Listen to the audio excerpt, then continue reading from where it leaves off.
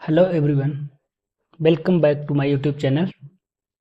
हम लोग आज अपना प्रैक्टिस सेट 2 देखेंगे, जो कि हमारे आने वाले एग्ज़ाम टीजीटी पीजीटी के लिए इम्पॉर्टेंट होगा। एग्ज़ाम तो पोस्टपोन हो गया है, लेकिन तैयारी को कमज़ोर नहीं होने देंगे। इसी क्रम में हमारा ये आज दूसरा प्रैक्टिस सेट है, जिसको हम लोग देखते हैं। पहला प्रश्न है कि निम्नलिखित में से कौन सा युग्म सुमेलित नहीं है।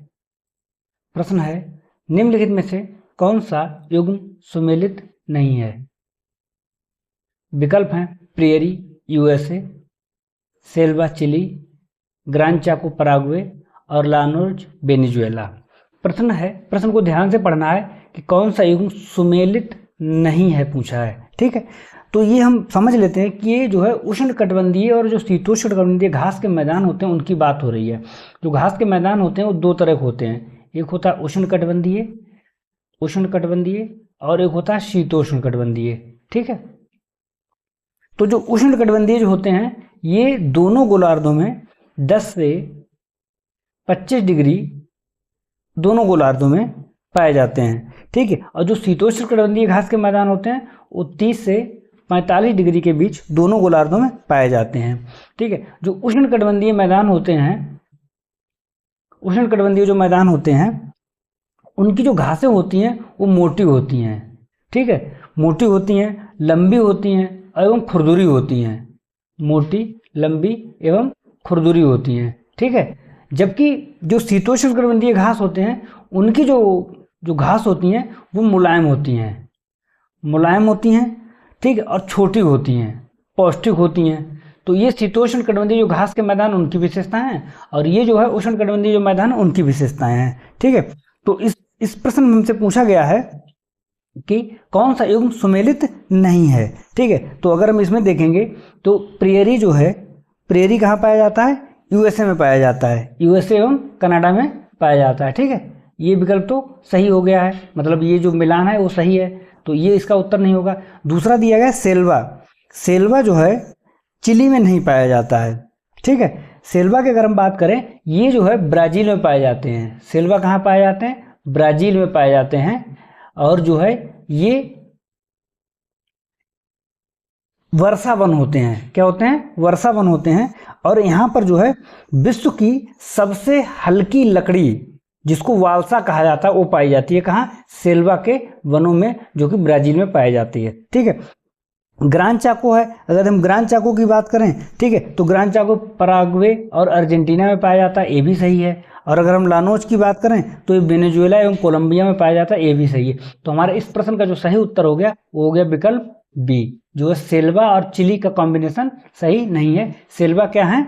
एक तरह के जो है वर्षा वन है, जो कहाँ पाए जाते हैं? ब्राज़ील में पाए जाते हैं। और यहाँ पर दुनिया की सबसे हल्की लकड़ी पाई जाती है, जिसको हम क्या कहते हैं? वालसा के नाम से जानते हैं। दुनिया की सबसे हल्की लकड़ी वालसा के नाम से जानी जाती है। ठीक है, आगे हम लोग देखते हैं। अगला प्रश्न है कि निम्नलिखित में से कौन सा समूह अन्य समूह से भिन्न है? कौन सा समूह अन्य समूह से अलग है? ठीक है, तो इस प्रश्न में अगर हम देखें कि जो वर्गीस का संकेंद्रीय पेटी सिद्धांत, हयाट का प्रखंडीय सिद्धांत, हैरिस सोलोमन का बहुकेंद्रीय सिद्धांत, क्रिस्टालर का कोटि आकार सिद्धांत। ठीक है, तो ये अगर हम आप देखें तो जो है ये नगरों की आंतरिक संरचना से संबंधित, नगरों की आंतरिक संरचना से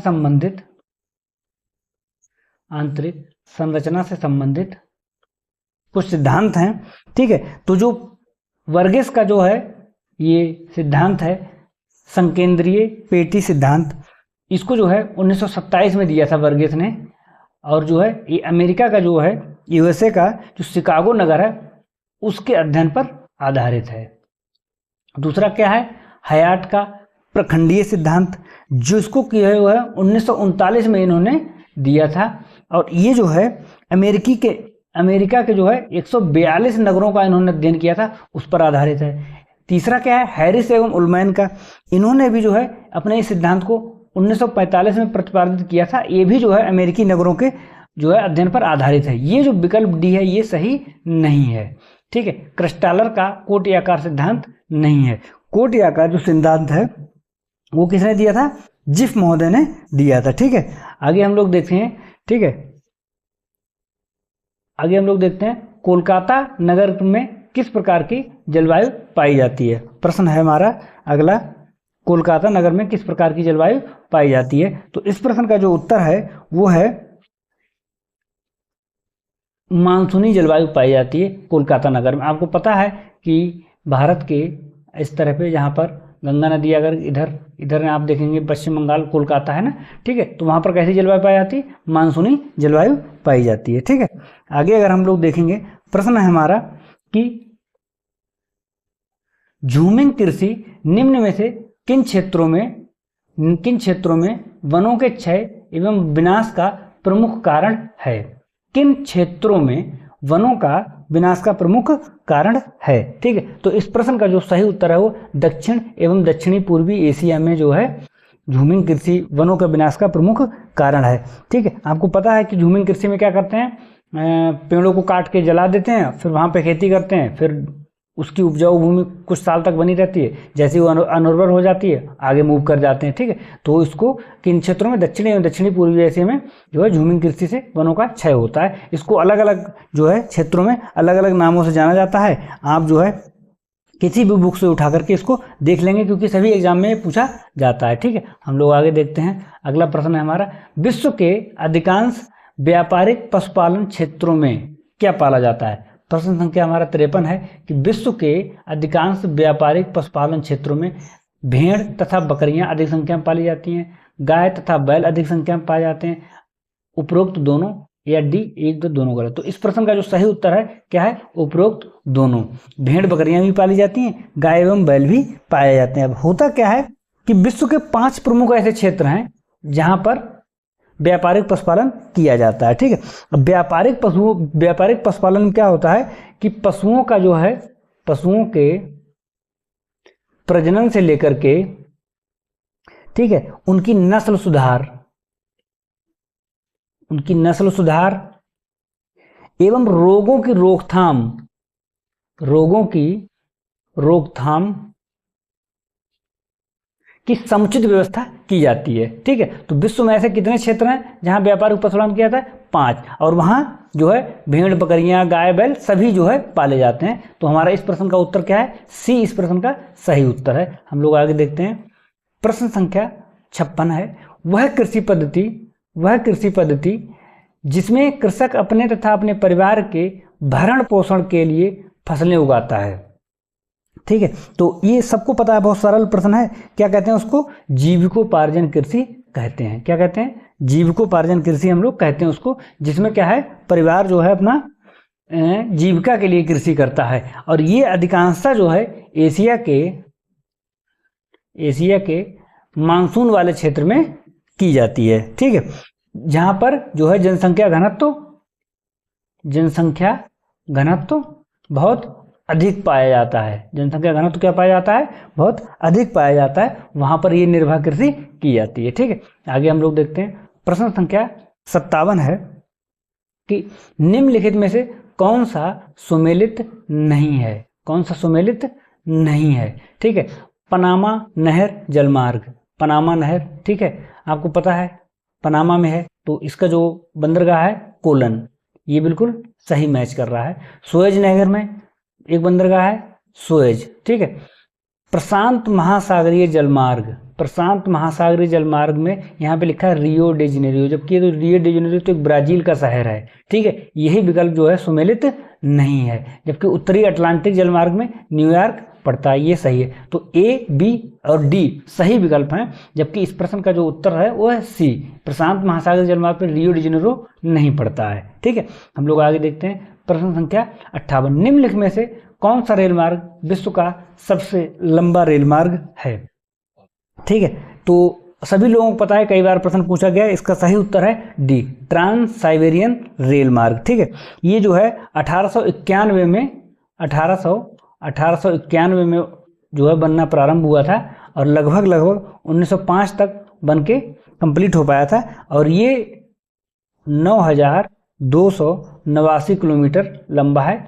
कहीं कहीं बुक्स में अगर आप देखेंगे तो 9332 किलोमीटर भी आपको दिख जाएगा। ठीक है, ये जो है सेंट पीटर्सबर्ग से होकर जो है कहाँ तक जाता है, व्लादिवोस्टोक तक जाता है, व्लादिवोस्टोक तक जाता है। ठीक है, और इस पे जो है सुन लीजिएगा कि इस पे जो है मॉस्को, टुला, चेलियाबिस्क, ओमस्क, ठीक है, इरकुटस्क, इस तरह के बहुत सारे स्टेशन पड़ते हैं जो हमारे एग्जाम में पूछ दिए जाते हैं कि इस रेलवे स्टेशन, इस रेल मार्ग पर कौन सा जो है कौन सा शहर नहीं पड़ता है। तो आप एक बार किताब से देख के इसको याद कर लीजिएगा कौन कौन से पढ़ते हैं, इंपॉर्टेंट है आपके एग्जाम के दृष्टिकोण से। आगे हम लोग देखते हैं कि सेरीकल्चर किससे संबंधित है। प्रश्न है कि सेरीकल्चर किससे संबंधित है। तो सेरीकल्चर जो है रेशम उत्पादन से संबंधित है। किससे संबंधित है, रेशम उत्पादन से संबंधित है सेरीकल्चर। ठीक है, और इसमें कुछ और दिए हैं, जैसे मछली उत्पादन से संबंधित क्या होता है, तो उसको हम बोलते हैं पिसीकल्चर। क्या कहते हैं, पिसीकल्चर। ये भी कई बार एग्जाम में पूछा जा चुका है। अंगूर की खेती को हम लोग क्या बोलते हैं, विटीकल्चर। क्या बोलते हैं, विटीकल्चर। ठीक है, मधुमक्खी पालन क्या बोलते हैं, मधुमक्खी पालन को बोलते हैं एपीकल्चर। ठीक है, एपीकल्चर बोलते हैं। सेरीकल्चर तो आपको पता है किसको लिए बोलते हैं, रेशम उत्पादन के लिए बोलते हैं सेरीकल्चर। ठीक है, ऐसे एक दो और हैं, जैसे वर्मी कल्चर। ठीक है, वर्मी कल्चर किसको बोलते हैं, केचुआ के लिए। केचुआ उत्पादन जब किया जाता है तो उसको क्या कहते हैं, वर्मी कंपोस्ट सुना होगा हमने, वर्मी कल्चर। ठीक है, एक होता है फ्लोरिकल्चर। फ्लोरिकल्चर, फ्लोरिकल्चर क्या बोलते हैं, फ्लोरिकल्चर फूलों की जो है व्यापारिक कृषि की जाती है। फूलों की व्यापारिक जो है उत्पादन किया जाता है व्यापारिक स्तर, तो उसको फ्लोरिकल्चर बोलते हैं। ठीक है, हम लोग आगे देखते हैं। बुश फैलो कृषि को अन्य किस नाम से जाना जाता है। प्रश्न है कि बुश फैलो कृषि को अन्य किस नाम से जाना जाता है, तो इसको हम बोलते हैं स्थानांतरणशील कृषि बोलते हैं। बुश फैलो क्या बोलते हैं, स्थानांतरणशील कृषि के नाम जाते हैं, क्योंकि इसमें इसको हम स्लैश एंड बर्न के नाम से भी जानते हैं, स्लैश एंड बर्न। ठीक है, तो ये जो है बुश फैलो कृषि क्या है, स्थानांतरणशील कृषि के नाम से जाना जाता है। अभी ऊपर भी प्रश्न इससे संबंधित आया था। अगला प्रश्न है कि दामोदर घाटी परियोजना के प्रमुख उद्देश्यों पर विचार कीजिए तथा नीचे दिए गए कूट का जो है चुनिए। नीचे दिए गए कूट को चुनिए कि दामोदर घाटी में कौन से उद्देश्य शामिल हैं, बाढ़ नियंत्रण, सिंचाई, शक्ति उत्पादन। ठीक है, मृदा संरक्षण इसका जो है उद्देश्य नहीं है। और वैसे भी जब भी कोई बांध बनता है तो मृदा संरक्षण नहीं होता है। ठीक है, मृदा का तो अपरदन ही होता है। तो बाढ़ संरक्षण, बाढ़ नियंत्रण, सिंचाई एवं शक्ति, 1 2 4 किसी विकल्प में दिए, हाँ बी विकल्प में आपको मिल रहा है यहाँ पर 1 2 4 सही उत्तर है इसका। ठीक है, दामोदर घाटी परियोजना आपको पता है पहली बहुउद्देशीय परियोजना है जो कि 1948 में प्रारंभ की गई थी। ठीक है, आगे हम लोग देखते हैं। निम्नलिखित शिखरों का पश्चिम से पूर्व की ओर सही अनुक्रम होगा। पश्चिम से पूर्व मतलब सबसे पहले पश्चिम इधर देखेंगे, फिर हम इधर सबसे पूर्व में देखेंगे। ठीक है, तो पश्चिम में जो सबसे पश्चिम में है वो है कामेत शिखर। कहाँ है, कामेत। ठीक है, उसके बाद क्या पड़ता है 3 4 3 नंदा देवी। ठीक है, नंदा देवी। उसके बाद 4 3 1 क्या है, धौलागिरी। उसके बाद सबसे पूर्व में क्या है, कंचनजंगा। ठीक है, तो ये इसका जो है पश्चिम से पूर्व की तरफ क्रम हो गया क्या, 4 3 1 2 4 3 1 2। ठीक है, आगे हम लोग देखते हैं। प्रश्न है कि निम्नलिखित में से कौन सा कथन सही नहीं है। निम्नलिखित में से कौन सा कथन सही है। एटलस पर्वत एक बलित पर्वत है, बिल्कुल सही बात है, एटलस पर्वत एक बलित पर्वत है। ठीक है, अगला है विषुवत रेखीय प्रदेश में विश्व में सबसे गर्म प्रदेश है। ठीक है, भारत के मालाबार तट पर लेटराइट मृदा पाई जाती है, तमिलनाडु में शीशम बहुतायत में पाया जाता है। तो प्रश्न है 63 का जो ए है वही विकल्प सही है। एटलस पर्वत जो है क्या है, एक बलित पर्वत है और ये जो है कहाँ पाया जाता है, मोरक्को एवं अल्जीरिया में फैला हुआ है। ठीक है, मोरक्को एवं अल्जीरिया में फैले हुए हैं। ठीक है, अफ्रीका महाद्वीप का जो उत्तरी हिस्सा है, उत्तर और पश्चिमी हिस्सा है, वहां पर फैले हुए हैं और जो कैसे पर्वत हैं, बलित पर्वत हैं। ठीक है, तो इसका विकल्प ए सही हो गया है। आगे हम लोग देखते हैं कि निम्नलिखित में से यूएसए का प्रमुख इस्पात उत्पादक क्षेत्र है? यूएसए का प्रमुख इस्पात उत्पादक क्षेत्र है। तो इस प्रश्न का जो सही उत्तर है वो है पिट्सबर्ग। पिट्सबर्ग जो है कहाँ है? यूएसए का एक प्रमुख जो है इस्पात उत्पादक क्षेत्र है। हम लोग आगे देखते हैं कि कोपेन के जलवायु वर्गीकरण के विभाजन के अनुसार भारत के किस भाग में लघु गर्म मानसून जलवायु पाई जाती है? ठीक है, लघु गर्म मानसून जलवायु पाई जाती है। ठीक है, 65 का जो हमारा उत्तर है वो है दक्षिणी पश्चिमी तट। जहाँ पर अगर आपने देखा होगा मैप में, जहाँ पर AMW प्रकार की जलवायु पाई जाती है, ये हमारा दक्षिणी है। इस वाले एरिया में जो पाई जाती है जलवायु उसकी बात हो रही है, कैसी है? ठीक है, ग्रीष्मकालीन बहुत जो है लघु समय के लिए होता है। ठीक है, ग्रीष्मकालीन नहीं, गर्म जो होता है वो बहुत लघु समय के लिए होता है और मानसूनी जलवायु वहाँ पर पाई जाती है क्योंकि बारिश होती है, विषुवतीय क्षेत्र है। ठीक है, तो वहाँ पर ये दक्षिणी पश्चिमी तट पर पाई जाती है AMW। आगे हम लोग देखते हैं प्रश्न संख्या 66 की सुमेलित करना है, इसमें सुमेलित कीजिए तथा कूट के आधार पर उत्तर दीजिए। प्रश्न संख्या 66 मिलान करना है। तवा परियोजना आपको पता है ये कहाँ है? मध्य प्रदेश में है। और ये कैसी परियोजना है? एक सिंचाई परियोजना है, तो C का 2 हो गया। ठीक है, ब्रजराज नगर जो कहाँ है? ये कागज के लिए फेमस है। कहाँ है? उड़ीसा में है। ठीक है, ब्रजराज नगर कागज के लिए उड़ीसा में है, तो हमारा D का क्या हो गया? 1 हो गया। ठीक है, कोयना जो है क्या है? विद्युत। कोयना बांध आपने सुना होगा। ठीक है, ये विद्युत के लिए। कोयना कहाँ है? ठीक है, महाराष्ट्र में है। कोयना कहाँ है? महाराष्ट्र में है। ठीक है, उसके बाद क्या है? काकरपारा क्या है? जो है अणुशक्ति। और काकरपारा कहाँ है? गुजरात में है। ठीक है, तो A का क्या हो गया? A का 4 और B का 3। अब हम लोग देख लें C2D1। ठीक है, C2D1, तो इसमें देखें अगर C का 2 और D का 1 यहाँ मैच करा तो हमारा विकल्प क्या हो जाएगा? D इसका सही उत्तर हो जाएगा। ठीक है, आगे हम लोग देखते हैं कि निम्नलिखित में से कौन सा कथन सही है? प्रश्न है कौन सा कथन सही है? 67। ठीक है, तो 67 में क्या है कि चाय की खेती सुरमा घाटी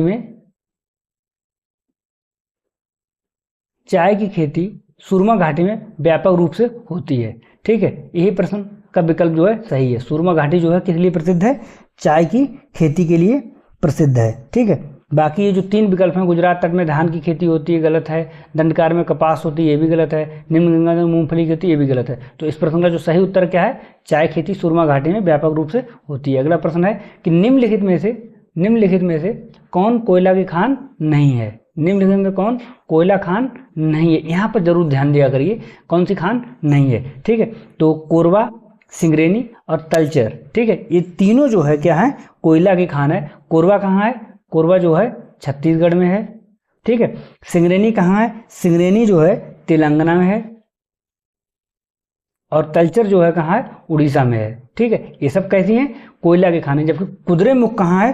कुद्रेमुख जो है वो कर्नाटक में है और लौह अयस्क के लिए जाना जाता है, ना कि कोयला के लिए। ठीक है, तो हमारा इस प्रश्न का सही उत्तर क्या हो जाएगा? B। प्रश्न का सही उत्तर क्या हो गया? B। अगला देखते हैं कि निम्नलिखित में से कौन मानव भूगोल में जेनरे डी वाई सिद्धांत के प्रबल समर्थक हैं? तो इस प्रश्न का जो उत्तर है वो हो गया वाइडल डीला ब्लास। ठीक है, डीला ब्लास। अब ये क्या है? जेनरे डी वाई, यह एक जो है विशिष्ट एवं अद्वितीय जीवन पद्धति है।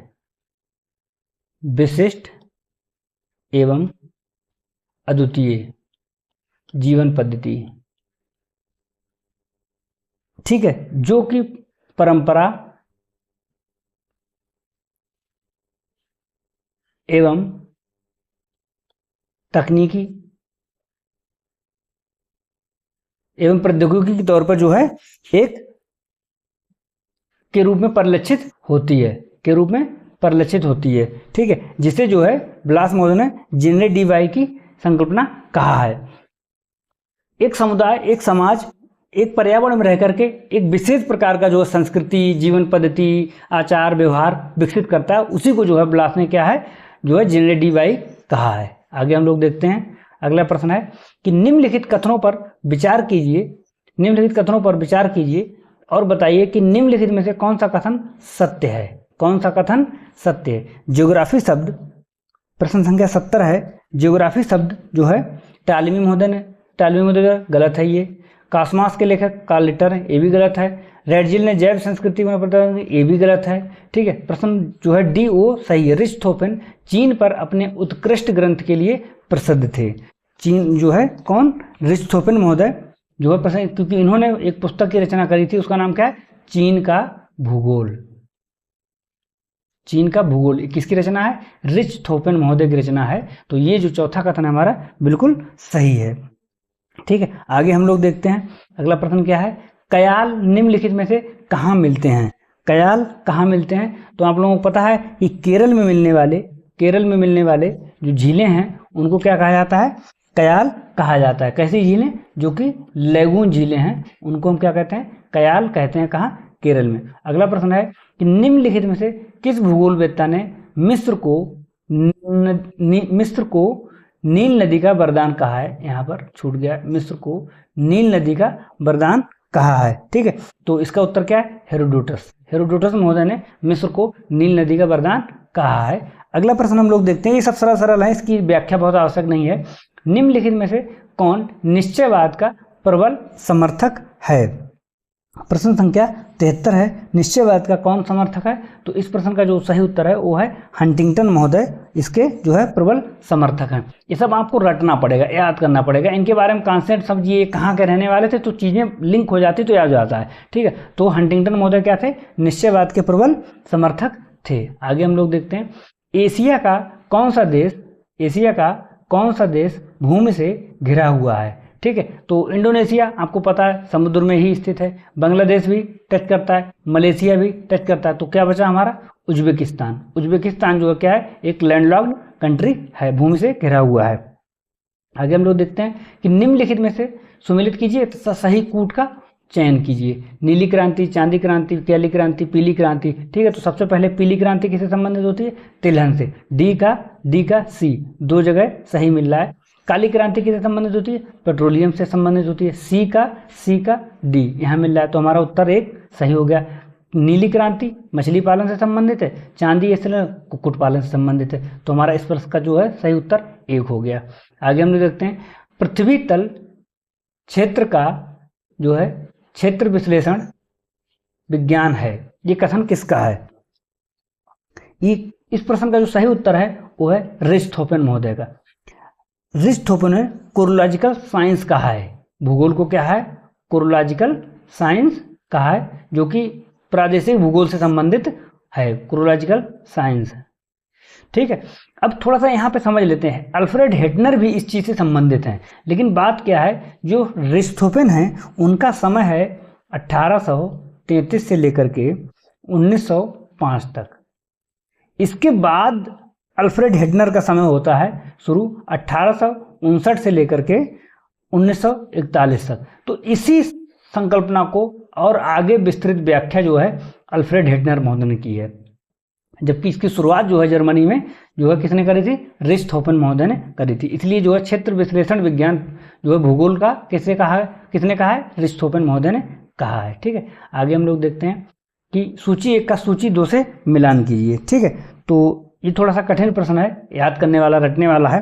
तो इसमें जो निएंडरथल मानव है उसकी जो समय काल है वो है डी का सी। ठीक है, जो ऑस्ट्रेलोपिथेकस हैं वो हैं ए का ए ही है, 20 लाख वर्ष पूर्व। होमो हैबिलिस हैं वो लगभग 11 लाख वर्ष पूर्व थे, और कैनोपिथेकस ये हैं 5 लाख वर्ष पूर्व। तो डी का सी हमारा एक ही विकल्प में मिल रहा है, डी का सी, इसका उत्तर क्या हो जाएगा, बी। ठीक है, आगे हम लोग देखते हैं, फिर मिलान करने वाला आ गया 78। एक तरफ क्या दिए गए हैं, नदियां दी गई हैं, और दूसरी तरफ बांध दिए गए हैं। ठीक है, एक दूसरे से क्या करना है, मिलान करना है। ठीक है। तो हूवर बांध कहाँ है, आपको पता है कोलोराडो नदी पे है हूवर बांध, ठीक है। इटाइपू बांध नील नदी अस्वान बांध से संबंधित है, ठीक है। नील नदी अस्वान। जम्बेजी पे जो है क्या है, करीबा बांध है, ठीक है। इटाइपू पनामा पे हो गया, ठीक है। तो आप इससे इसको मिला करके कर सकते हैं, सी का ए, ठीक है, सी का ए और डी का बी, डी का बी, सी का ए और डी का बी। तो अगर आप देखें तो इसमें दो विकल्प मिल रहे हैं, दो विकल्प मिल रहे हैं नीचे वाले ये, तो एक और मिलाना पड़ेगा हमें, ए का डी, ए का डी विकल्प यहाँ मिल जाएगा चौथा, ठीक है। आगे हम लोग देखते हैं मृदा निच्छालन से कौन सा प्रदेश व्यापक रूप से प्रभावित है। मृदा निच्छालन से कौन सा जो है प्रदेश व्यापक रूप से प्रभावित है, प्रश्न है 79। तो क्या है, उष्ण आर्द्र प्रदेश। उष्ण आर्द्र प्रदेश में क्या होता है, बारिश के मौसम में जो पोषक तत्व होते हैं वो क्या हो जाते हैं, निच्छाले हो जाते हैं या नीचे की तरफ चले जाते हैं। तो ये जो है उस समस्या का सामना करना पड़ता है किस क्षेत्रों में, उष्ण आर्द्र प्रदेशों में। आगे देखते हैं निम्नलिखित में से किसकी भारत में ग्रीष्मकालीन मानसून में आगमन में प्रभावी भूमिका है। एल नीनो, हिमालय की अवस्थिति, तिब्बत का प्रदेश, सभी की है, लेकिन जो सबसे प्रभावी भूमिका है वो है हिमालय की अवस्थिति। ये सारी कंडीशंस होती और यदि हिमालय नहीं होता तो भारत में कभी भी मानसून नहीं आता, ठीक है। ना ही उसकी उत्पत्ति हो पाती और ना ही भारत की जो है जलवायु मानसूनी होती। तो इस प्रश्न का जो सही उत्तर होगा क्या होगा, 80 का सी, 80 का सी। हम लोग देखते हैं आगे, तापमान विलोम की स्थिति उत्पन्न करने में निम्नलिखित में से कौन सा कारक उत्तरदायी नहीं है, कौन सा कारक उत्तरदायी नहीं है। तो तीव्र वेग से बहती वायु कारक नहीं होता है, शांत वायु होना चाहिए। कैसी होना चाहिए, शांत वायु जो है होना चाहिए। तो जो है इस तरह की तापमान के विलोम की स्थिति बनती है। तापमान विलोम स्थिति आप समझ रहे होंगे, जैसे मान लीजिए ऊंचाई के साथ तापमान में क्या होती है, गिरावट। तो यदि यहाँ 40 डिग्री सेंटीग्रेड तो यहाँ 35 डिग्री सेंटीग्रेड होना चाहिए। लेकिन इन परिस्थितियों के कारण ये व्यवस्था उलट जाए कि नीचे का तापमान क्या हो जाए, कम हो जाए और ऊपर का तापमान अधिक हो जाए, यही क्या होती है, तापमान के विलोम की स्थिति होती है। अगला देखते हैं प्रश्न संख्या 82। निम्नलिखित को सम्मिलित कीजिए तथा सही उत्तर चयन कीजिए। ये हवाओं से संबंधित है, ठीक है, कि कौन सी हवा कहाँ बहती है। बहुत सरल प्रश्न है। चिनूक, चिनूक कहाँ है, संयुक्त राज्य अमेरिका में, ठीक। फान कहाँ है, स्विट्जरलैंड में, फान कहाँ है, स्विट्जरलैंड में। हरमट्टन कहाँ है, हरमट्टन आपको पता है उत्तरी अफ्रीका में बहती है, हरमट्टन उत्तरी अफ्रीका में, अशरक को गिनी तट पे बहती है। तो ए का डी इसी आधार पे आप मिला लीजिएगा, ए का डी, ए का डी विकल्प इसका 3 सही हो जाएगा, ठीक है।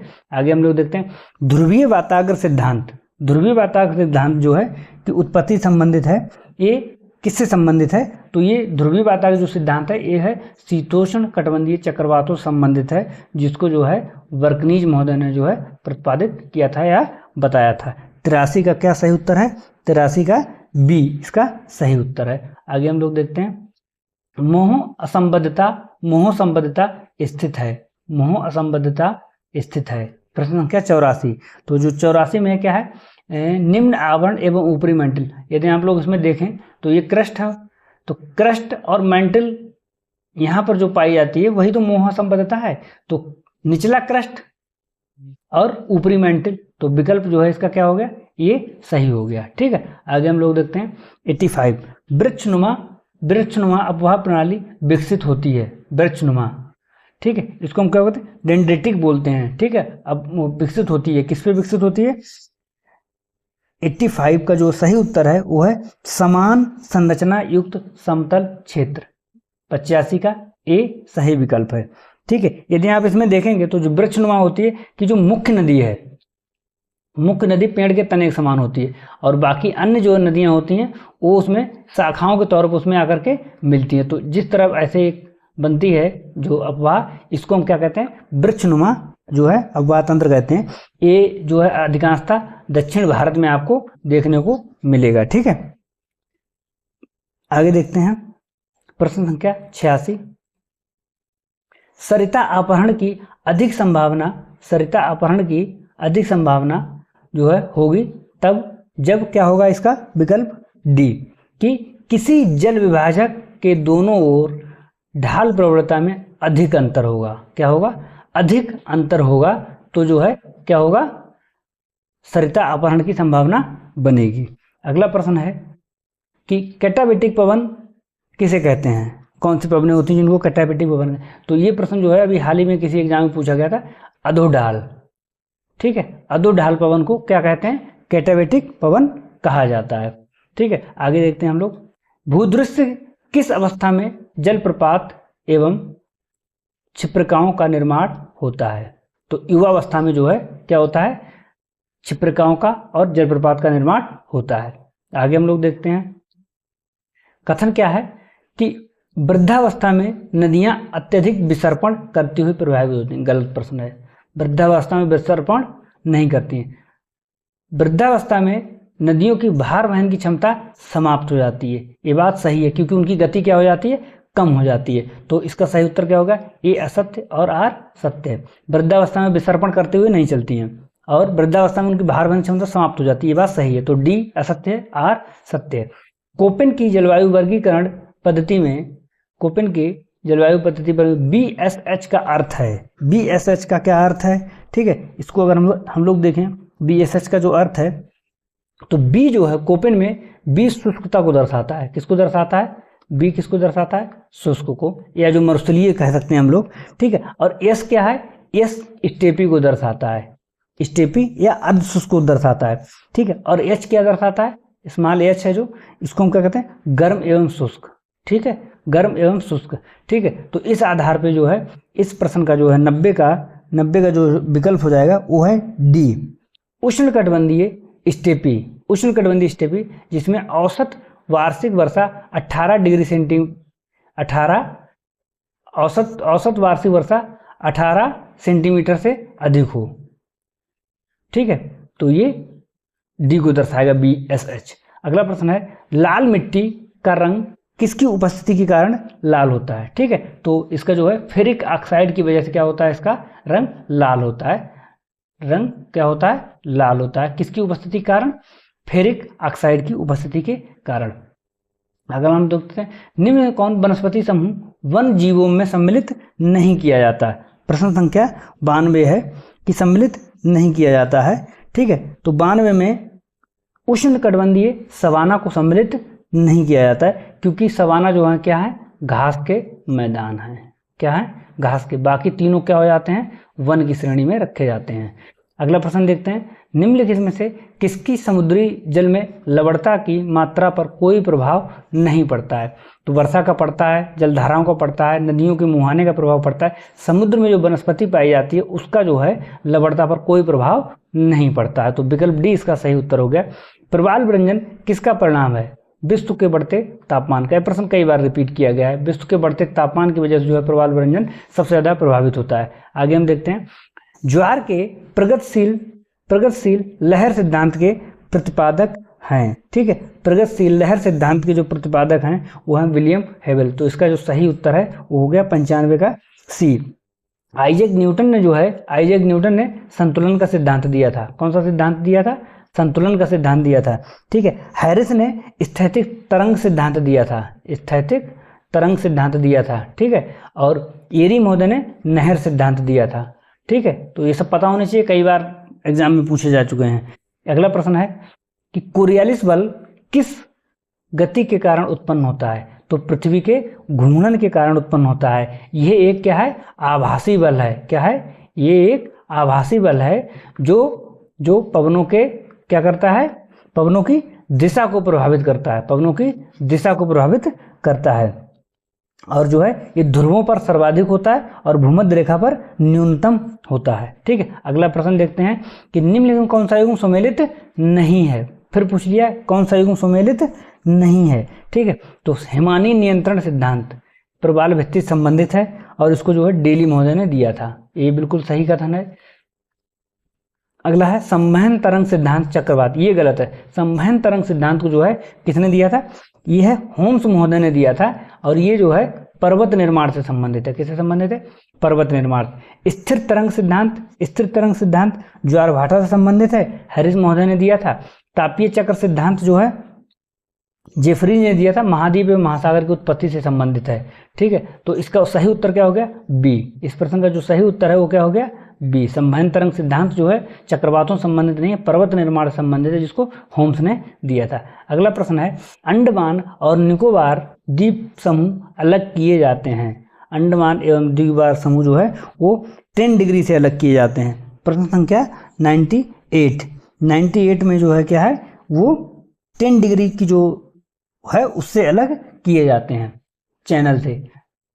अगला है 99, महासागरीय नेतल के 4 उच्चावच स्वरूपों में इसका विस्तार सर्वाधिक है। इसको मैं एक बार परसेंटेज लिख देता हूं तो आप समझ जाएंगे। जो महाद्वीपीय मग्न तट हैं वो पूरे संपूर्ण महासागर के 8.6% भाग पर पाए जाते हैं, और जो महाद्वीपीय मग्न ढाल हैं वो 8.5% भाग पर पाए जाते हैं, और जो महासागरीय मैदान है ये सर्वाधिक क्षेत्र पर फैले हुए 75.9% भाग पर पाए, और जो महासागरीय गर्त हैं वो जो है लगभग 7% भाग पर पाए जाते हैं। ठीक है, तो ये जो है सर्वाधिक विस्तार किसका हो गया? महासागरीय मैदानों का हो गया। ठीक है, आगे हम लोग देखते हैं प्रश्न संख्या 100, निम्नलिखित में से कौन सा युग्म सही नहीं है? कौन सा युग्म सही नहीं है? तो पहला विकल्प क्या है? प्रशांत महासागर में मिरियाना बिल्कुल सही है, लगभग इतना किलोमीटर है, और ये उत्तरी पश्चिमी प्रशांत महासागर में, उत्तरी पश्चिमी प्रशांत में। आंध्र महासागर, ठीक है, रोम से, ये भी सही है। ये दक्षिणी जो है अटलांटिक महासागर में पाई जाती है। 7631 जो है मीटर गहरी है, किलोमीटर नहीं था यहाँ पर, मीटर गहरी है। ठीक है, हिंद महासागर में सुंडागर्त पाई जाती है, ये बिल्कुल सही है। अलूसियन जो है ये हिंद महासागर में नहीं पाई जाती है। ठीक है, अलूसियन गर्त जो कहाँ पाई जाती है? ये उत्तरी प्रशांत में पाई जाती है, उत्तरी प्रशांत में पाई जाती है, और ये लगभग 7697 जो है मीटर गहरी है। तो इस प्रश्न का जो सही उत्तर है वो डी है। प्रश्न का जो सही उत्तर क्या है? डी है, सुमेलित नहीं है, क्योंकि एल्यूसियन कहाँ पाई जाती है? प्रशांत महासागर में पाई जाती है। ठीक है, तो ये हमारे अगले 50 क्वेश्चन का प्रैक्टिस सेट जो है 2 हो गया है। उम्मीद करता हूँ आपको इसकी व्याख्या पसंद आई होगी। यदि आपको हमारी व्याख्या पसंद आती है तो हमारे चैनल को सब्सक्राइब करिए, वीडियो को शेयर कीजिए, जिससे कि आने वाले एग्जाम में आपके ये जो सरल प्रश्न है वो बिल्कुल गलत नहीं होने चाहिए। वीडियो को अंत तक देखने के लिए बहुत बहुत धन्यवाद।